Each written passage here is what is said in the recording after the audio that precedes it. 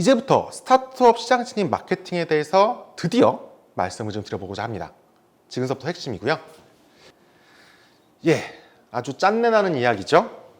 지금 여기 스타트업 하고 계신 혹은 예비 창업으로 오신 분들까지 포함해서 스타트업 마케팅의 현실에 대해 말씀드리면요.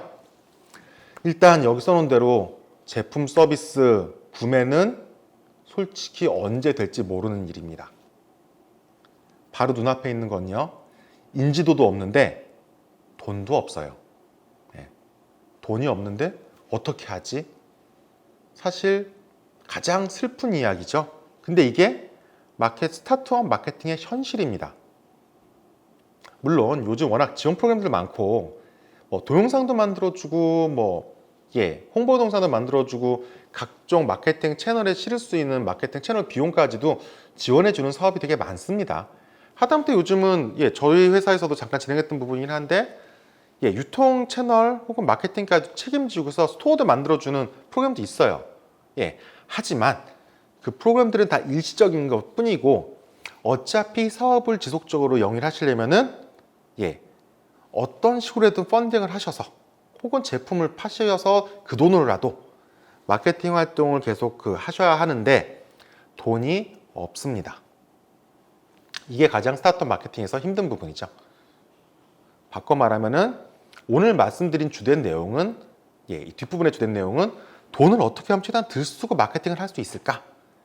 그렇게 해서 어떻게 시장에 진입을 제대로 할까에 대해서 주로 말씀드리게 될 거예요. 사실 오늘의 키페이지입니다.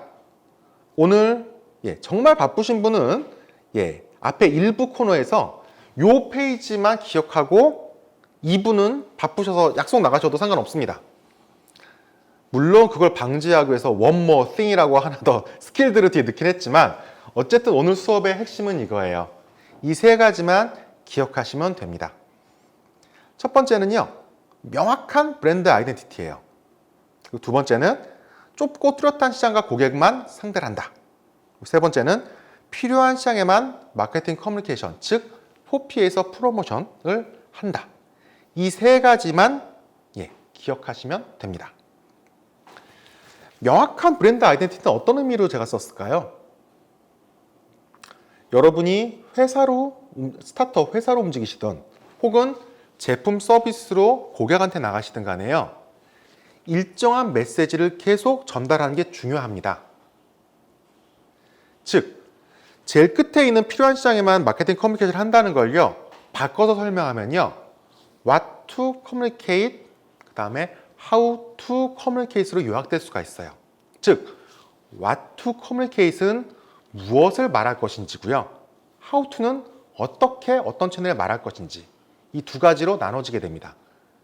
이 두 가지 중에서 무슨 메시지로 이야기할 것인지가 바로 명확한 브랜드 아이덴티티예요.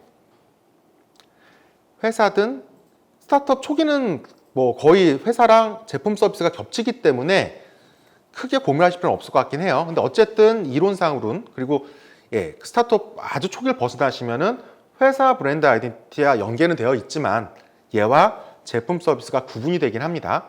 또 어쨌든 지금 초기에 시장 진입을 전제로 깔았기 때문에 제품 서비스 중심으로 기업도 섞어서 그냥 같이 설명을 드릴게요. 굳이 명확히 구분하지 않고요. 제품과 서비스에 대해서 여러분이 고객한테 어떤 가치를 제공해 줄 것인지에 대해서 명확하게 내용을 정돈을 하셔야 되고요. 그렇게 정돈된 내용을 어떤 요소의 단어들을 써서 설명을 해 줄지를 정리하시는 게 쉽게 표현하면 그렇게 하시는 게 브랜드 아이덴티티입니다. 이 부분을 또렷하게 정리를 해 두셔야 돼요. 이게 정리가 안 돼 있으면은 어떤 일이 발생하냐면요. 계속 마케팅 커뮤니케이션 채널이 바뀔 때마다 똑같은 제품인데 딴 얘기를 자꾸 메시지를 보내세요. 그럼 고객 입장에서는 어떨까요? 굉장히 혼돈스럽습니다.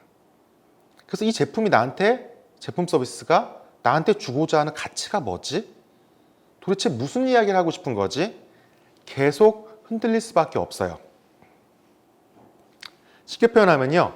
브랜드 아이덴티티라는 거를 딱 그 브랜드의 이론상 놓고서 컨셉도 만들고 뭐든 만들고 이 체계를 만드는 것도 중요하긴 한데 이렇게 접근하시게 되면은 바로바로 이해하기 힘드실 거예요. 그래서 브랜드 이론적인 부분과는 사실 맞지는 않지만 쉽게 설명하고 바로 실행하실 수 있게 말씀드리면은 여러분들도 스타트업 분들이 다 익숙한 와디즈를 한번 떠올려 보시면 될 것 같습니다. 와디즈 제품을 사러 들어가시던 혹은 한 번이라도 와디즈 페이지를 보신 분이시라면요, 사실 스타트업 하시는 분들은 안 들어가 보신 분이 안 계시다고 좀 믿고 있거든요. 가시면 어떻죠? 제품 하나 보려고 들어가면요, 굉장히 구구절절합니다. 사진도 많고요, 영상도 있고요, 콘텐츠도 어마어마하게 많습니다. 소위 이 제품이 어떤 필요성으로 당신에게 어떤 가치를 제공한다는 걸요, 굉장히 논리적으로 그리고 감성적으로 쭉 풀어놓은 긴 스토리텔링을 쓰고 있습니다. 인지도가 낮고 신뢰도가 낮기 때문에 그 글 내용과 사진과 동영상으로 그걸 얻기 위해서 여러분을, 고객을 설득하기 위해서 이렇게 정돈을 해놓은 거예요. 거기서 보실 포인트는요, 잘 쓴 와디즈의 한 예시 같은 걸 몇 개를 보시게 되면요, 이 내용을 중심으로요, 매너 광고든 혹은 뭐 딴 데 언론 홍보든 거의 동일한 내용만 계속 노출이 됩니다. 물론 똑같은 이 글을 곧바로 갖다 쓴다는 의미보다는 여기서 궁극적으로 얘기하고자 하는 그 마지막 하나의 포인트, 두세 가지, 혹은 다른 채널에서 광고에서 쓰는 마지막 한두 포인트, 그리고 언론 기사에 나오는 한두 포인트, 즉 고객의 머릿속에 남기기 위한 메시지를 몇 개를 정돈을 해서 걔를 집중적으로 노출합니다. 그렇게 하기 위해서 명확한 브랜드 아이덴티티가 필요하다고 말씀을 드리는 거예요. 예시를 하나 들어볼까요? 예, 제가 육성했었던 팀이고 지금도 육성하고 있는 팀이긴 한데, 예, 그 커피 찌꺼기로 만든 고양이 배변 모래를 만드는 회사가 있습니다. 예, 실존합니다. 지금 제가 육성하는 스타트업이에요. 거기 같은 경우에는요, 동일한 메시지를 계속 던지고 있어요. 커피 찌꺼기를 활용하면서 굉장히 좀 다른 특성들을 부여를 받았거든요, 제품이. 즉, 고양이 배변 모래에서 중요한 포인트가 일단 뭐 냄새 좀 덜 났으면 좋겠고요. 고객의 니즈입니다. 예. 그 고양이 오줌 냄새가 좀 많이 심하거든요. 그래서 속이 탈취라고 합니다. 탈취 효과가 있고요. 그 다음에 얼마나 얘가 뭐 변기 같은 데 잘 녹는지 또 있고요. 그리고 얘가 얼마나 좀 먼지가 덜 날리고, 예, 깨끗하게 고양이들이 쓸 수 있는지, 여러 가지 좋은 점들, 강점들이 제품이 쭉 제품 안에 있습니다.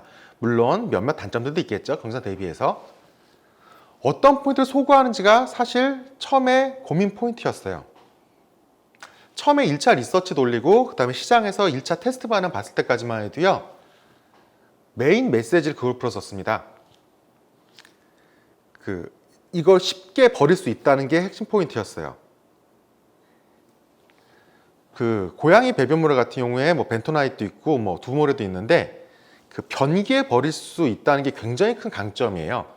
그 벤토나이트 같은 경우에는 굉장히 성능은 좋긴 하지만, 예, 그 변기에 버릴 수 없기 때문에 꽤 불편하거든요.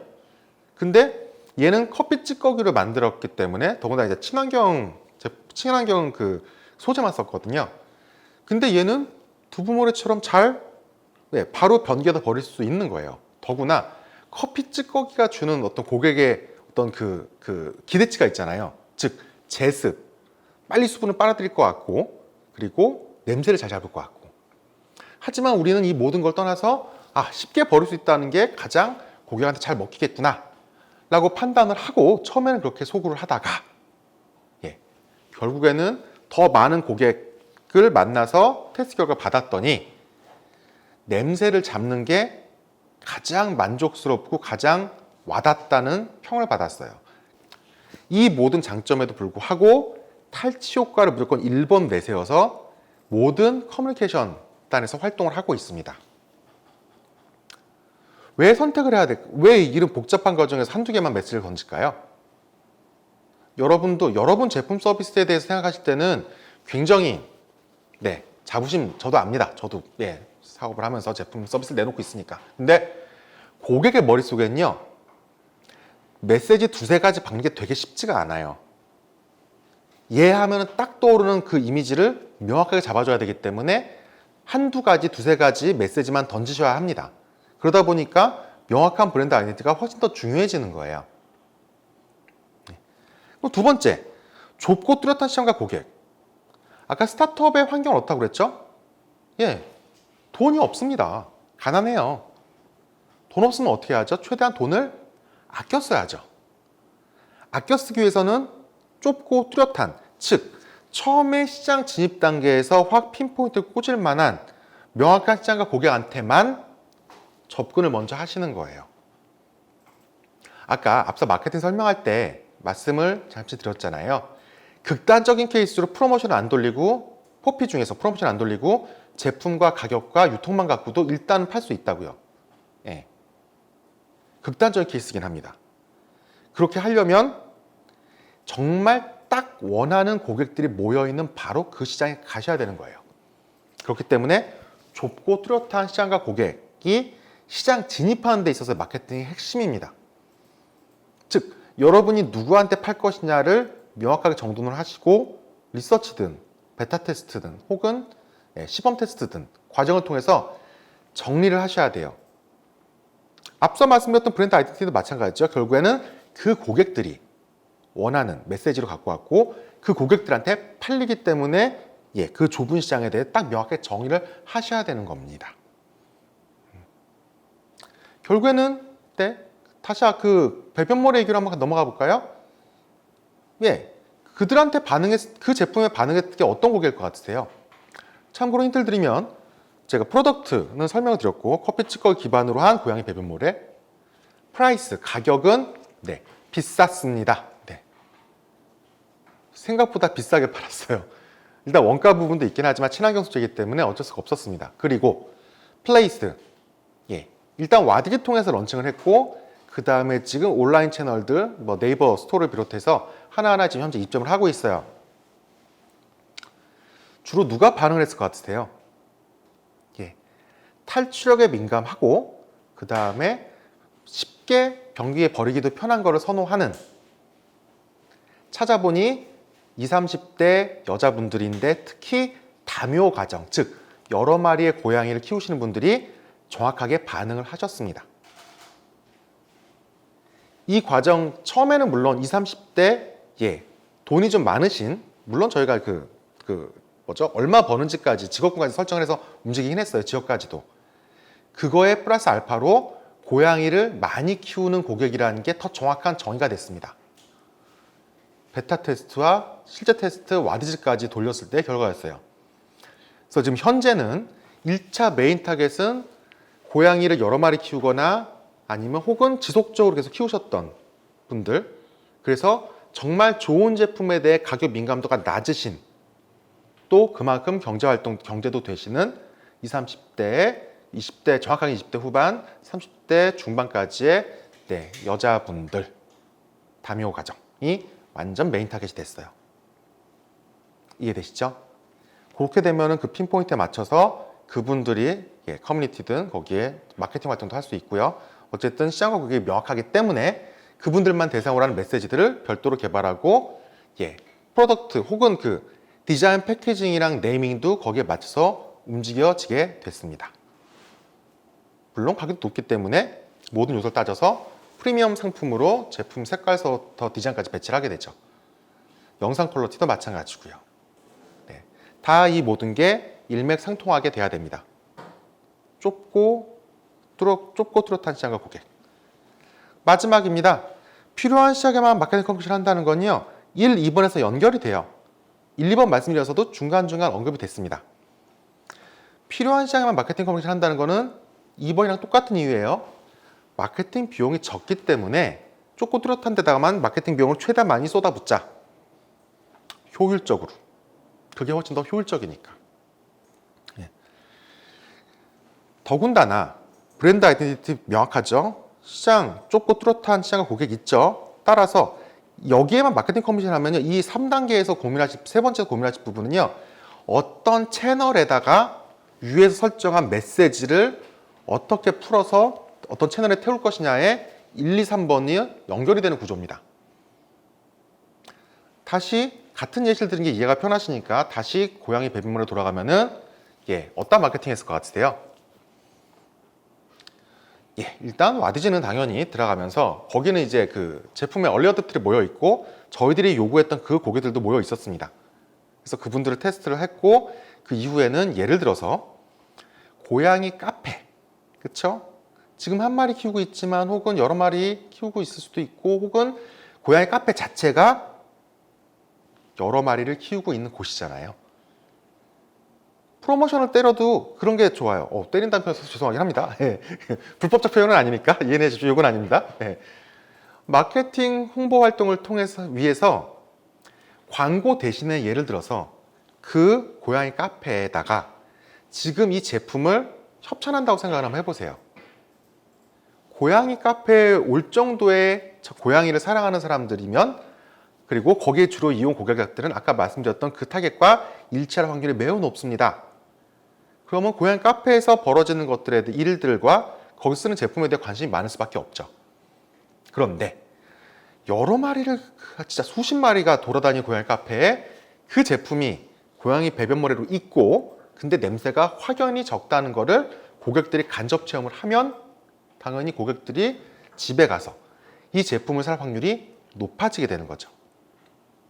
즉 브랜드 아이덴티티의 메시지에 맞춰서 좁고 뚜렷한 시장과 그게 정해지고 나니 어떤 시장에다가 마케팅을 어떻게 해야 될지까지 3분까지 자연스럽게 연결이 되는 구조입니다. 앞서 말씀드렸던 포피에서 포피 요소가 다 들어가면서 지금 다 융합이 돼 있죠. 개념이 어려서 계속 쪼개서 말씀드리고 있긴 한데 그렇게 이해하기 많이 어려우시다면 지금까지 말씀드렸던 각각의 따로따로도 고민해 보실 만 합니다.